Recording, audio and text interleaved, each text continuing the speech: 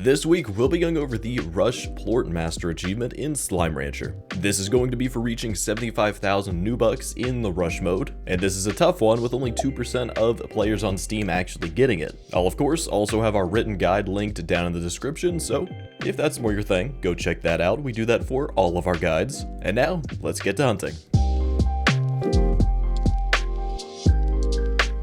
The reason this achievement is so difficult is because you're on a time limit. That means you'll have to rush.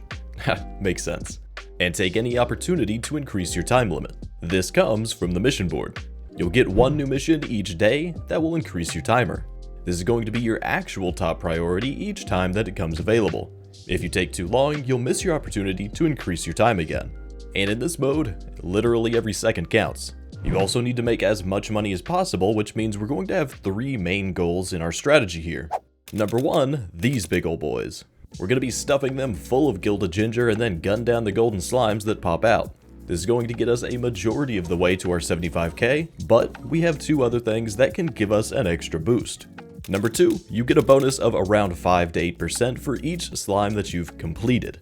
And by that, I just mean sell 25 of their plorts and you get a bonus. This gets you quite a bit as well, as long as you complete quite a few of them. And then number three, the least of all of these, will be just good old-fashioned ranching. We don't have time for most ranching though, so we'll be focusing on rushing to farm some of the most valuable slimes, rather than just a bunch of low-tier ones. So long story short, we're going to gain as much money as possible from our big golden gordos, fill out the rest of our 75k with our income from high-tier slime ranching, and then our multiplier from completing slime ports should shoot us up over the top. Now with the general strategy out of the way, let's go through the day by day, and buckle up because we're gonna have to move quick. Feel free to watch sections multiple times before doing it yourself if that helps, but not before I tell you about our YouTube memberships that you should definitely join if you like achievement hunting content. We have membership levels ranging in price with perks like some dope emotes that you can use in the comments of videos and streams, special membership roles over on our Discord, and even being featured in the producer shoutout section at the end of videos. Our first day on a new ranch. Time to get moving. You'll want to quickly go accept the mission at the range exchange. This one should be fairly easy and you should be able to do it all from things in the dry reef. Before heading out, you'll want to drop your 3 teleporters in front of the range exchange so we have easy access from all of the major areas. From there, you'll want to go ahead and run around the dry reef picking up whatever you need for the first range exchange, at least 30 fruit and 20 other food. You could start from either end of the dry reef really and just basically make a circle around back to the ranch and be fine. In doing this route around, you're going to have 3 main objectives. Number 1, to burst the pink gordo on the island out in the middle of the lake using 20 vegetables preferably, but other food will also do. Just try not to use fruit so that we can save it for the next objective. Grab the slime key that he drops. Number 2, burst the phosphor gordo that's in the cave down below in that similar area. This will take 30 fruit to do, but if you have any Q-berry, that counts as double. So grab the key that it drops as well. Then lastly, once you make it back to the ranch with everything you need for that first range exchange, and remember, we need to go as fast as we can while we do these things, you'll turn that in and grab the gilded gingers that you get as a reward, as well as increase your timer. You'll then want to get a silo built to have a little bit of storage and then place 3 of your 6 gilded ginger in there. As long as you have 20 to 30 pieces of food, you're ready to go burst that golden gordo that's sitting right outside the ranch near the dry reef main entrance. So, stuff that golden boy full of the 3 gilded ginger and get your other food ready to gun down all the golden slimes that pop out. You'll want to spam shoot your food to get as many as possible because these guys are quick and they disappear pretty quickly. Then, after you clean all that up, you can either place down your market link to quickly sell those plorts or go back to the ranch to do it. Either way is fine for this one, you're close enough, but in the future, you'll want to place the market link, sell things, and then pick it back up. Now with that all out of the way, we'll head towards the mossy blanket. And you'll want to skip the slime key door to get over there by following these steps. You're going to come up to the pole on the bridge closest to the slime statue in the water near the gate door, then jetpack up on top of that pole, then over to the top of the nearby statue. Let your jetpack refill because we want it to be enough for us to get there. Then you should be able to make it to the cliffs above the slime door. And from there you skipped having to use the key, so just keep going into the mossy blanket and then place a teleporter somewhere out there. In order to passively work on getting 25 water plorts for that bonus, we're going to want to pick up a few of the water slimes from the pond, and of course whatever plorts they've already popped out, and then teleport back to the ranch to put a pond down for them in the grotto. Whenever you come back to the ranch, periodically check to pick up any water plorts they have and sell those. You can also throw down a drone to pick up the plorts and take them over to the market link. But you don't want to do the market link part just yet, we're just kind of preparing for later on. And while you're at the ranch this time, go ahead and pick up those other 3 gilded ginger up from the silo. Now, we'll head back through our mossy blanket teleporter and rush to the ancient ruins as fast as we can while collecting as much fruit as we can. You'll want to have at least 30 before you get to the glass desert, but you're also going to want to make sure that you have an additional 20 or 30 other items to shoot out for the next golden gordo. You'll also want to try to make sure that you pick up 3 rock plorts on your way there because we're going to need it once we get to the glass desert. As you get up to the ruins, you're going to want to look at the first large open area to find this golden gordo out in the middle. Use your gilded ginger to burst it and then gun down all the golden slimes that pop out. Of course, pick those plorts up and then place down your market link to sell those and pick it back up. Then finish picking up fruit to get at least 30 of those and make sure you get those 3 rock plorts as you make your way into the glass desert. And around this point, this is when you should be getting into day 2. The reason we're rushing around things so much is because each day you get another range exchange mission. The reason we're rushing through things so much is not only because you're on a timer, but because each day about midday you get another range exchange mission. And we do not want to miss one. So, once it gets to about midday on day 2, you're going to want to get back to the ranch to pick that up and then start working on it. But until then, we need to try to take care of a few things, like collecting as many high value slimes as we can from this area. This starts with popping the dervish gordo that's above the exit of the first area. He likes fruit, so shoot those into him and take the key that he drops. Then, we'll go into the second area where the Tangle Gordo's house thing is and place down another teleporter. Pop the Tangle Gordo over there with one of the chickens that walks around in the area. It'll only take one of these, so easy enough, and then you can pick up all the Tangle slimes that come from it. You'll then want to go down into that ancient water cave area and activate it with the 3 rock plorts. Then take the water from down there and create as many oases as you can in that area. As long as you know where the locations of them are beforehand, you should be able to get to them all in one run, but feel free to do a second water run, creating oases if needed. Then grab any dervish, mosaic, and tangle slimes that you can find. These are the boys that we're farming. Number 2, anytime the firestorms start happening and fire slimes drop down, immediately go grab them. If you get them, then you can go back to your ranch, throw down an incinerator and ash pit to farm some of their plorts in the grotto as well.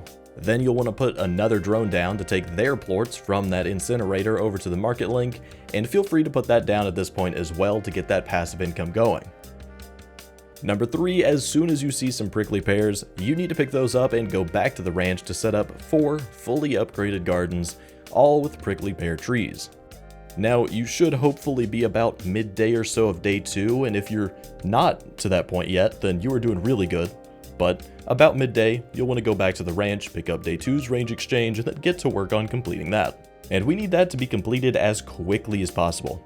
For any spare time that you do have on day 2, we're going to be getting 4 corrals set up.